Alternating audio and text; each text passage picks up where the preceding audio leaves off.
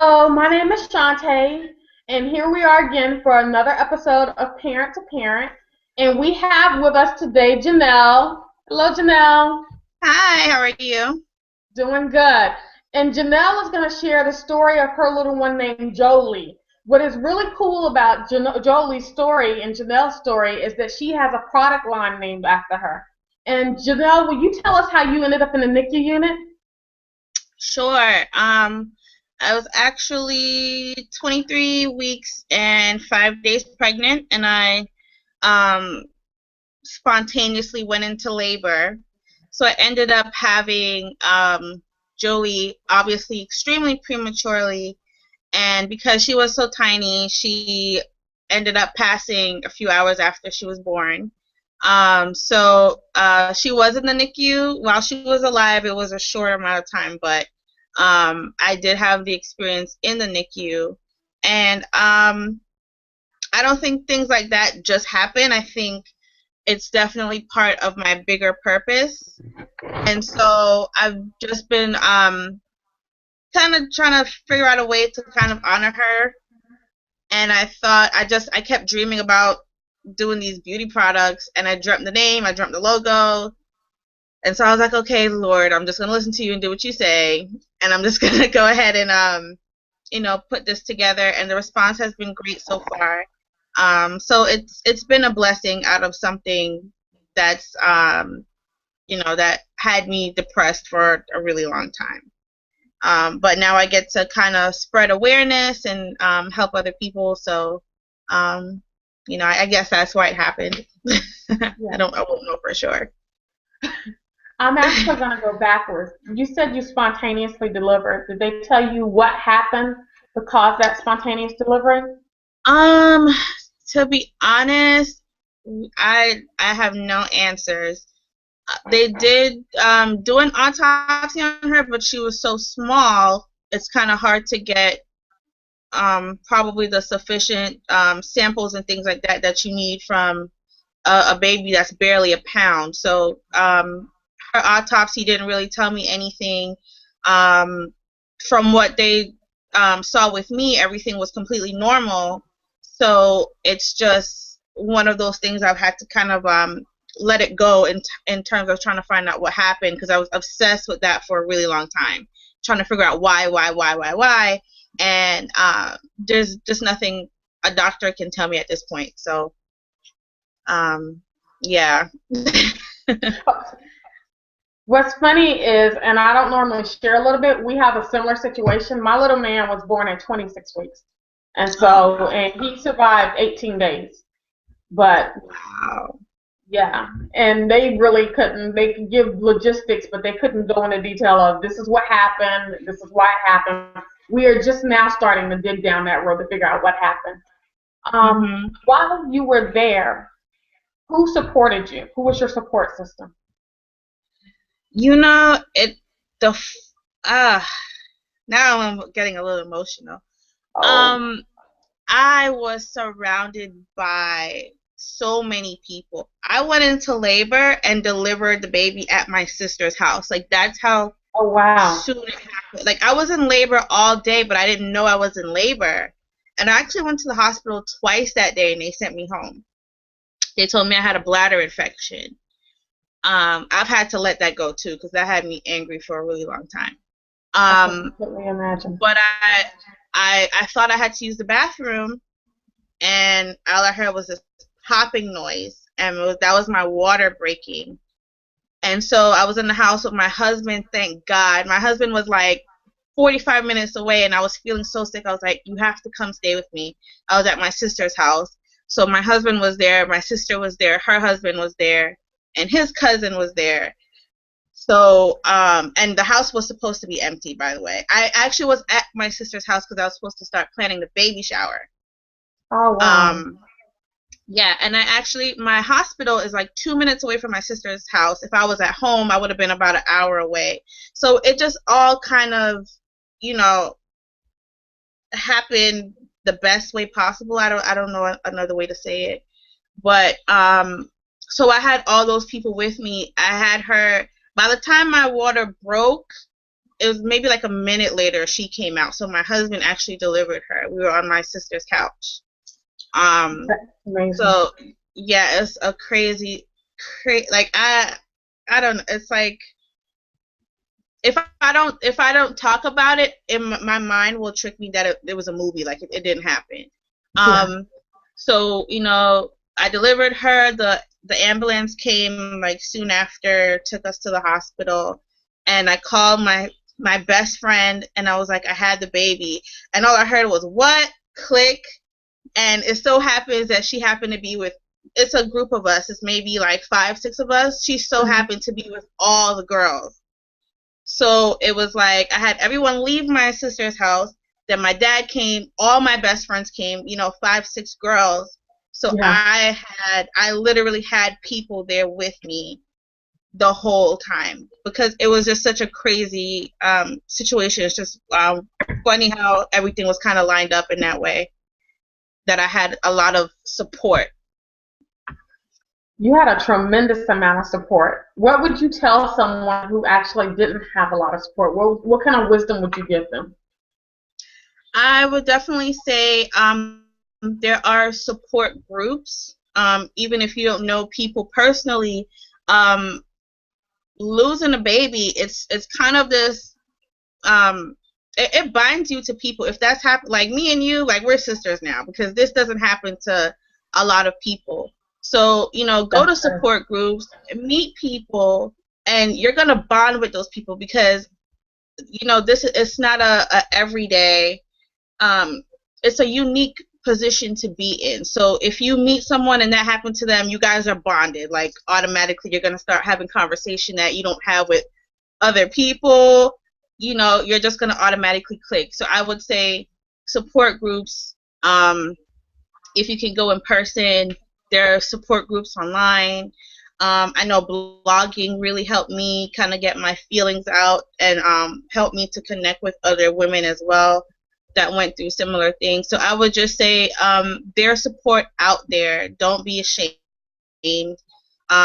Therapy, if you need it. I went to therapy too. I had to do all of it because I was in a bad shape. Just dealing with you know giving birth, my child passing so soon after, and then that crazy story that I told you about how everything happened. That was a lot for me to process. It was too much. Yeah. So I had a good support system with my husband, with my friends, my family, but I had to go to therapy for the extra help. Like I said, I blogged about it just to release all these feelings I was having. I read a lot of books. So there's support out there. You just can't be ashamed or too proud to beg for it because there are people out there that want to help. I love the way you said that. I'm actually going to turn the page a little. While you were in Hmm. the NICU, even though she only lived for a few hours, what was a Hmm. happy or hopeful moment that you had? Um, I was hopeful the entire time until when I remember the doctors came in and they asked if everyone could leave the room except the parents. Um, but besides that, I mean, she was born alive. She was like, I remember her wiggling her fingers and her toes, and in my mind, she was gonna be fine. Yeah. Um, in my mind, I was preparing to basically live in the hospital because I was like, she's so small. I know she's gonna be here for a long time. Like my spirits were actually um high the entire time until the doctor came in and he was like, I need everyone to leave for a little bit except the parents. And then that's when it just kind of hit me like, oh, it's going different than I thought. Yeah. Um, what's funny is you've told a beautiful woven story. Will you tell everybody about your actual product line in honor of your daughter? Sure. I've actually been into beauty pretty much my whole life. I wanted to start a beauty line actually right before before I found out I was pregnant with her, and once I was pregnant, I was just so tired and lazy. I didn't want to do anything. Um, so um, after that experience, I was just scared of everything. I just had so much fear in me. And once I had my son, a little bit after, maybe about a year he was born a year and a half after her. I kind of like started getting my strength back through giving birth to him, through being in church, through all the support and helping other people as well, because I was so open about what was happening. Um, that kept me going to see that I was helping people. And so the product line came about because I was thinking of a way to honor her, and I was like asking the Lord what I should do, and I kept dreaming about this product line, and I was like, what should I name it? I dreamt the name, and I was like, I don't know if I want to, put her name on something. It's so personal, and the dream wouldn't leave me, but the whole experience itself also kind of pushed me towards a more holistic lifestyle. So it's like the experience and her pushed me to take better care of myself, to read these the labels on the back of these products, because a lot of things that we use every day are actually not safe for us when we're pregnant. So it's like she kind of inspired me to kind of be more anal about everything I put on my body, everything I consume, everything I thought about. And so I don't know, it was just like one dream after the next, after the next, after the next, and I was like, okay, I'm gonna do it. And these little recipes that I just started perfecting them so that I can sell them, and then I launched it on July 2nd of this year, which would have been her third birthday. Wow. So yeah, and it was kind of cool because instead of spending the whole day just in bed crying, I just had this outpour of support. I had like 20 something orders on my first day, which that made me Okay, that is emotional too. awesome. Yeah, it was just it was like happy tears, sad tears, just a whole mixture of emotions that day. It was a lot going on, but it kept me busy, having to pack these orders up and things like that. So, I mean, it's just been good so far, in terms of having more people know her name and having her touch people that have never met her or didn't get a chance to meet her. Any closing remarks that you want to leave for parents? Whether they've had a micro preemie in the NICU or whether they've experienced some kind of loss. Any closing wisdom that you want to share with either group? Um, I would say it's okay to be emotional. um, because a lot of times people, they don't really understand what you're going through, and so it's when you cry or you're having a moment, they don't get it, and you don't really get it because you're going through a lot yourself. But it's okay. If you have a micro preemie, it's okay to have a moment to cry. Like that's a lot that you're dealing with. Seeing your baby in this state. I mean, no one goes into pregnancy thinking that these things are going to happen. So it's okay to have a moment. Although you have to be strong, of course. But take a second. It's okay. You can cry sometimes. You're human. You have to let that out. You might be a little angry. You might be a little sad, and you kind of feel like you can't say those things because for whatever reason society makes it seem like you just you have to be a robot with certain things. But if you have experienced loss, just take it day by day. That's literally all you can do. Like don't think too far into the future. Just try to get through each day. I'm always about having something around that reminds me of my daughter, because like I said, sometimes our mind would trick me into thinking that she didn't exist. So, you know, like I have like her urn is right there. I can see it. It doesn't make me sad, but I know she's here. I have like her little Yeah. memory box. I had like her outfit when she was in the NICU and her handprint, things like that. You know, speak your child's name. Like, this is your child. This is a person that existed. Doesn't matter how short of a time, how tiny they were. This is your child, and they exist. So don't let anyone tell you different. I know a lot of people don't really understand it. Like I hate when people say Grayson is my first child, who's my son. He's not my first child. I've given birth before.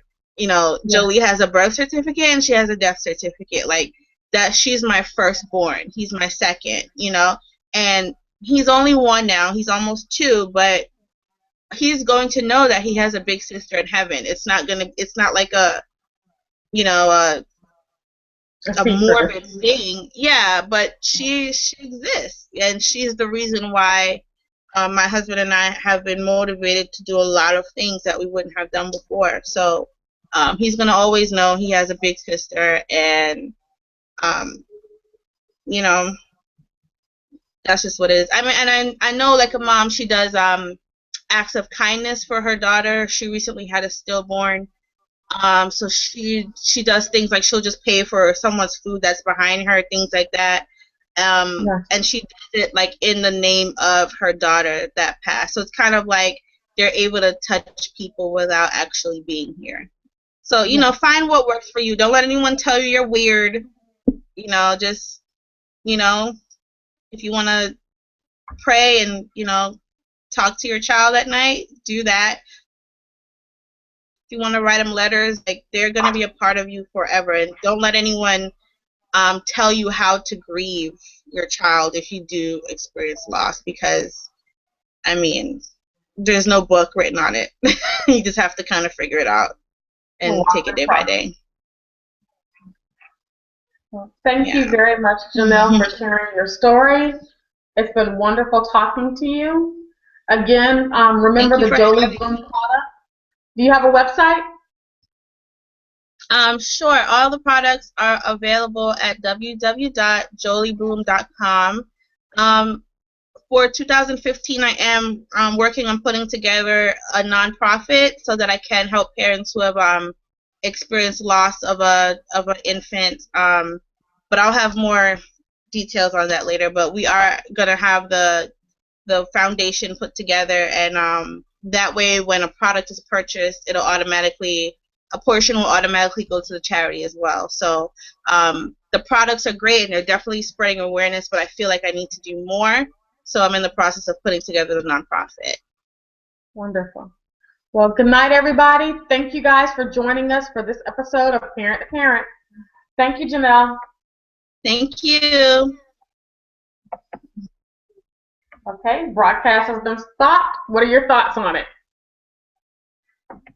Are we still live? No?